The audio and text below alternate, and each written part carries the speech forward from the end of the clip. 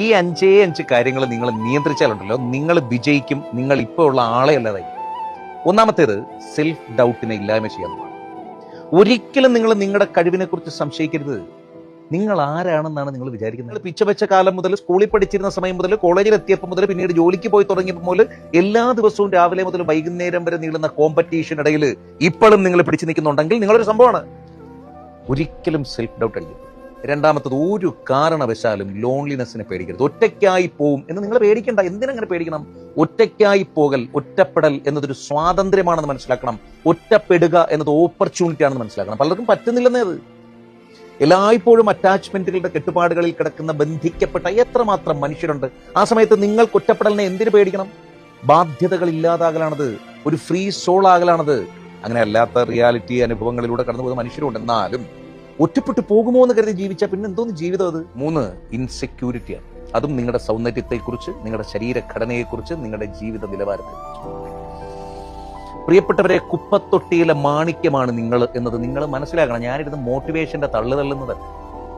നിങ്ങൾ ചിന്തിച്ചു നോക്കിയേ, നിങ്ങൾ ചെയ്തു കൂട്ടിയ മനോഹരമായ കാര്യങ്ങൾ, ഇനിയും ചെയ്യാനിരിക്കുന്ന എത്രയോ കാര്യങ്ങൾ, നിങ്ങളുടെ സൗന്ദര്യത്തിൽ നിങ്ങൾ ഡൗട്ട് അടിച്ചാൽ പിന്നെ പോയില്ലേ.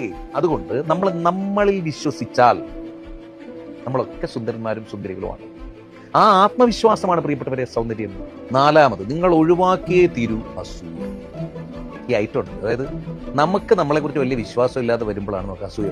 അതാണ് എൻ്റെ സയൻസ്. അതായത് ഇപ്പൊ എനിക്ക് ഒരാളുടെ കഴിവ് കണ്ടിട്ട് അയാളുടെ അസൂയ തോന്നുകയാണെങ്കിൽ ഞാൻ എൻ്റെ കഴിവിൽ ഇൻസെക്യൂർ ആണ്, അല്ലെങ്കിൽ എനിക്കൊരു ഇൻഫീരിയോറിറ്റി കോംപ്ലക്സ് ഉണ്ടായി എന്നുള്ളതാണ് എൻ്റെ അർത്ഥം, അല്ലേ? നമ്മളൊരാളെ നമുക്കെന്തിന് നമ്മളൊരാളോട് കമ്പയർ ചെയ്യണം?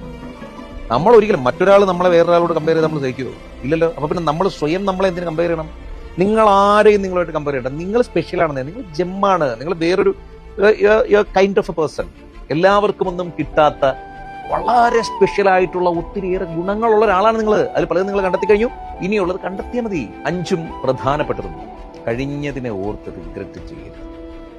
പാസ്റ്റിനെ കുറിച്ച് ഓർത്ത് ചുമ്മാ വെറുതെ സങ്കടപ്പെട്ട് ഞാൻ ആ കാലത്ത് അങ്ങനെയായിരുന്നു, അയ്യേ ഞാൻ അങ്ങനെ ചെയ്തു പോയില്ല, ഞാൻ ഇത് ചെയ്തു, ഞാനൊരു വല്ലാത്ത മോശം മനുഷ്യനാണ്, എന്തിനാണങ്ങനെ?